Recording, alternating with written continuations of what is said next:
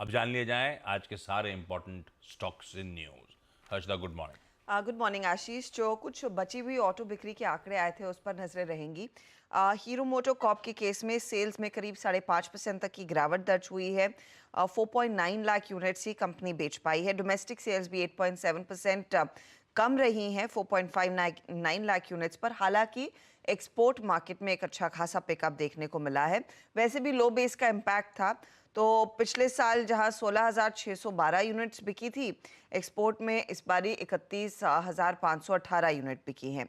TVS motor के case में sales बेहतर है, 12% तक का इजाफा टोटल सेल्स में आता हुआ दिखाई दिया है। टोटल टू व्हीलर सेल्स 12% उभर कर आई है। डोमेस्टिक मार्केट में 8% का इजाफा है टू व्हीलर सेल्स में। ईवी सेल्स आधा % नीचे रही हैं। मोटरसाइकिल सेल्स करीब 22% बढ़ी, तो स्कूटर सेल्स करीब 2% बढ़ी है। इनके केस में भी एक्सपोर्ट मार्केट में 23% का इजाफा देखने को मिला है। तो टीवीएस की बिक्री के आंकड़े काफ़ी बेहतर है हीरो के कंपैरिजन में।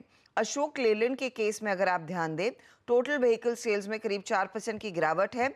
डोमेस्टिक सेल्स 7% घटकर 21,317 यूनिट्स पर ही आई हैं, और तो उसका भी कुछ प्रेशर स्टॉक पर बनता दिखाई दे सकता है। वैसे भी एक्सपेक्टेशन था कि सीवी साइड पर थोड़ी सी फीकी सेल्स देखने को मिलेंगी, और वो अशोक लेलैंड के नंबर्स में रिफ्लेक्ट हो रहा है।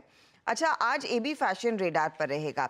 कंपनी बेसिकली एक वर्टिकल डीमर्जर की तैयारी कर रही है, जहां पर वो मधुरा फैशन और लाइफस्टाइल बिजनेस को एक सेपरेट लिस्टेड एंटिटी में मर्ज करते हुए दिखाई देंगे। अब दो सेपरेट लिस्टेड एंटिटीज होती हुई दिखाई देंगी इंडिपेंडेंट ग्रोथ इंजन्स के साथ। ये कंपनी की तरफ से अपडेट आया है।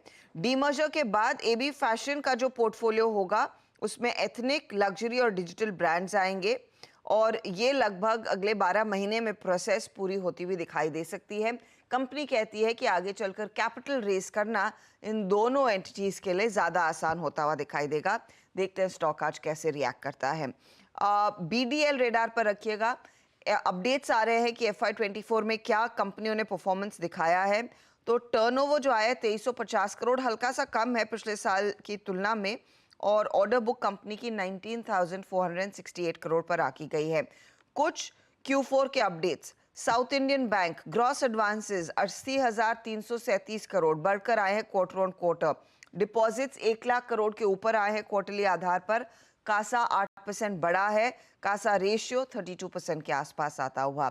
सीएसबी बैंक का भी एक अपडेट आ चुका है, जहां पर कंपनी कह रही है कि डिपॉजिट्स 29,719 करोड़ पर आए हैं। ईयर ऑन ईयर करीब 21% का इजाफा है।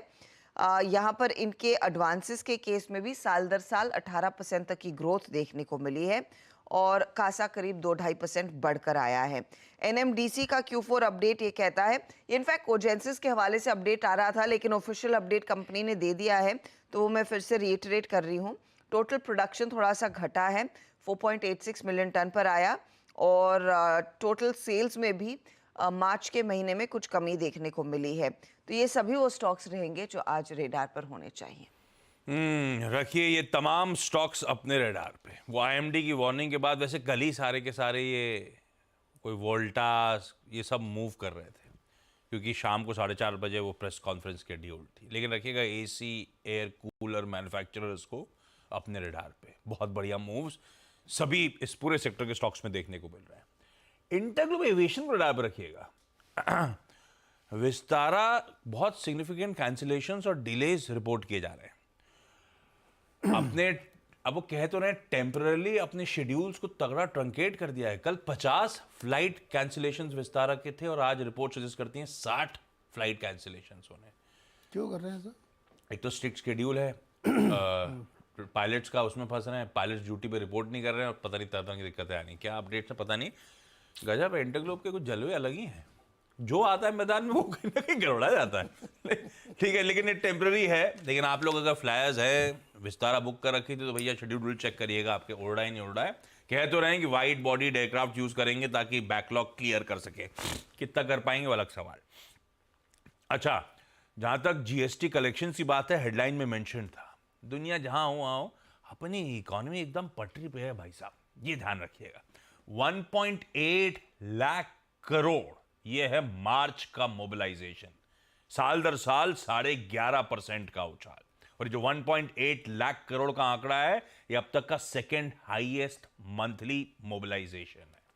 और इस मार्च के आंकड़े के बाद हुआ क्या, FY24 के लिए पहली बार 20 लाख करोड़ के पार हमारा नेट जीएसटी मोबिलाइजेशन चला गया। इस तरह से सेकंड हाईएस्ट नहीं। मंथ का सेकंड हाईएस्ट और 20 लाख करोड़ पूरे साल का पार कर दिया हमने। इस तरह से गजब का मोबिलाइजेशन। खैर, ये हमारा इनहेरेंट दिखाता है इकोनॉमी पटरी पर है भाई साहब।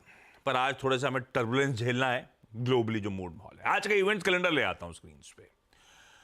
मंगलवार का दिन है। निफ्टी फाइनेंशियल सर्विसेज इंडेक्स यानी कि कई लोग फिन निफ्टी कहते हैं, उसकी वीकली एक्सपायरी का शेड्यूल है, आज शेड्यूल्ड है। गोपाल स्नैक्स,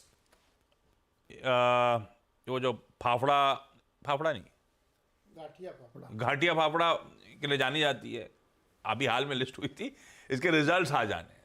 देखते हैं घाटिया फाफड़ा की सेल कैसी रही है। खासतौर पे गुजरात सेंट्रिक कंपनी है। JSW एनर्जी की बोर्ड मीट है आज। 5,000 करोड़ रुपए, मेंशन इसलिए हाईलाइट के साथ कर रहा हूं क्योंकि सिक्योरिटीज इशुएंस के जरिए कौन सा मीन्स क्या, वो सब आज बोर्ड मीट में फैसला लिया जाएगा, इसलिए इसको रडार पर रखिए। कुछ एक्स डिविडेंड्स हैं।